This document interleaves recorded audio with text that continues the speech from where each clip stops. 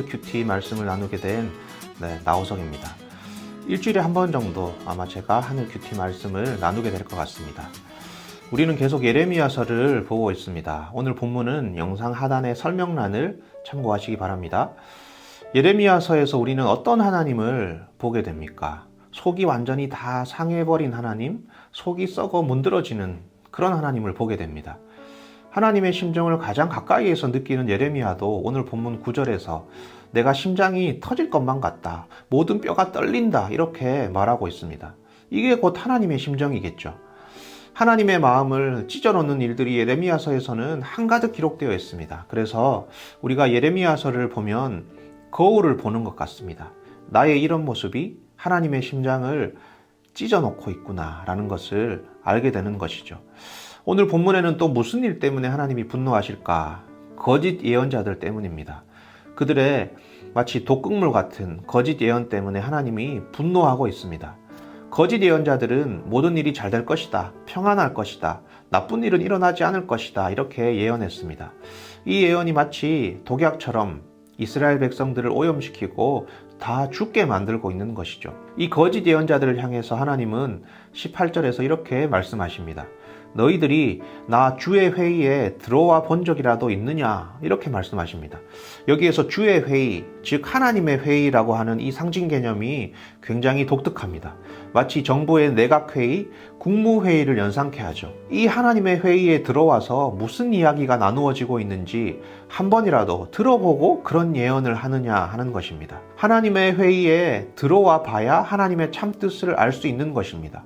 문제는 이 거짓 예언자들은 하나님의 회의에 들어와 본 적도 없으면서 자기 마음대로 이것이 하나님의 뜻이다 하고 퍼뜨리고 다니는 것이죠. 여러분, 구약에서 참 예언자와 거짓 예언자를 어떻게 구분하는가? 바로 이 하나님의 회의, 하나님의 어전 회의에 들어와서 하나님의 말씀을 듣고 예언하는가, 그렇지 않은가로 구분할 수 있는 것입니다.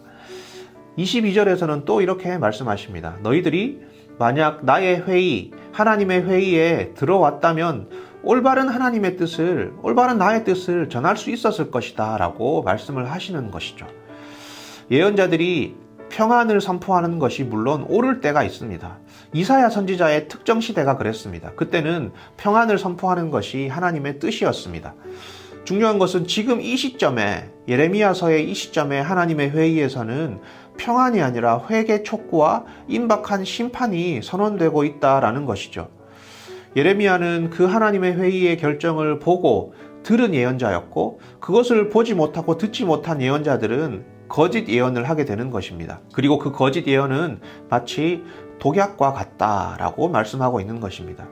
여러분, 하나님의 회의라고 하는 이 상징 개념은 아마 당시 사람들의 세계관에 알맞는 비유였을 것입니다. 오늘날 우리들도 이 하나님의 회의를 보고 들을 수 있어야 합니다. 이 하나님의 회의에서 우리는 우리를 향한 하나님의 뜻을 보고 알 수도 있는 것이기 때문입니다. 우리가 날마다 하나님의 회의에 들어가서 하나님의 말씀을 들으면 어떻게 됩니까? 22절에는 이렇게 말합니다. 그들이 나의 회의에 들어왔다면 내 백성에게 나의 말을 들려주어서 내 백성을 악한 생활과 악한 행실에서 돌아서게 할 수 있을 것이다. 악한 생활, 악한 행실에서 돌아설 수 있다라고 말할 수 있습니다. 이 굉장히 중요한 이야기입니다. 하나님의 말씀은 단순한 정보가 아닙니다. 하나님의 말씀은 우리가 매일 인터넷을 통해 접하는 뉴스 기사와 같은 것이 아닙니다. 하나님의 말씀은 그 자체로 힘이고 능력입니다. 그래서 말씀을 보고 들으면 단순히 정보만 얻게 되는 것이 아니라 힘이 함께 주어지는 것입니다. 22절 말씀처럼 악한 생활과 악한 행실에서 돌아설 수 있는 힘이 함께 주어진다라는 것이죠. 우리가 매일 하나님의 말씀과 접촉을 할 때 허무에 굴복해버린 이 땅을 살아낼 힘을 거기에서 얻을 수 있다라는 것이죠. 여러분, 진보한 표현이지만 그래서 말씀이라고 하는 것이 우리의 밥이 되는 것입니다. 밥을 먹고 기운을 얻어야 만몬을 섬기는 길로 가지 않을 수 있습니다. 우리의 내면에서 올라오는 이 어두운 분노와 미움과 공격성과 이런 것들을 말씀의 힘을 얻어야 그것을 잠재울 수 있습니다. 우리가 하루 일상생활을 하는 것 자체로 우리의 거룩은 감가상각을 맞습니다. 주일에 아무리 예배를 은혜롭게 드리고 충만함을 경험해도 월요일 아침 출근길에 빽빽한 지하철 안에서 사람들에게 이리저리 치이다 보면 충만함은 순식간에 사라져버리고 우리의 영혼은 금방 가시돋친 영혼이 되어버립니다.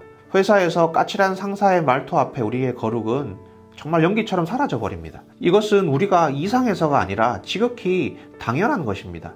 그냥 평범하게 일상생활을 하는 것 자체로 우리의 영혼과 우리의 거룩은 감가를 받게 됩니다. 중요한 것은 그럼에도 불구하고 말씀과의 접촉을 꾸준히 가져가는 사람은 우리의 거룩에 훼손의 속도를 늦출 수가 있고 때로는 그것을 넘어 넉넉히 이기는 순간을 맞이하기도 한다라는 것이죠.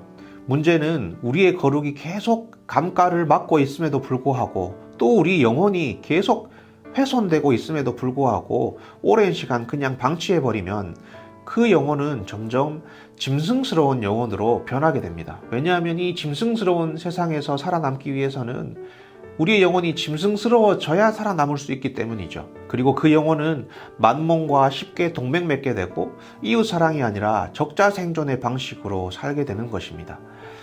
여러분, 말씀과 매일 접촉하셔야 됩니다. 그래야 힘을 얻을 수 있습니다. 내가 이 말씀을 통해서 몰랐던 성경 정보를 알게 되고 특별한 성경 해석을 알기 위해서 말씀을 보고 듣는 것이 아닙니다. 말씀 자체가 우리에게 능력을 공급하고 우리의 부서진 영혼을 고치는 치료제이기 때문입니다. 큐티 하시면서 또 말씀을 보고 들으시면서 오늘은 특별한 깨달음이 없었다 이렇게 실망할 필요가 없습니다. 특별한 깨달음을 위해서 말씀을 보는 것이 아닙니다. 그냥 밥을 먹는 것입니다. 여러분, 오늘도 그리고 내일도 날마다 우리 매일 함께 하나님의 이 회의를 보고 들으면서 우리를 살게 하는 그 힘을 날마다 공급받는 우리가 되기를 소망합니다.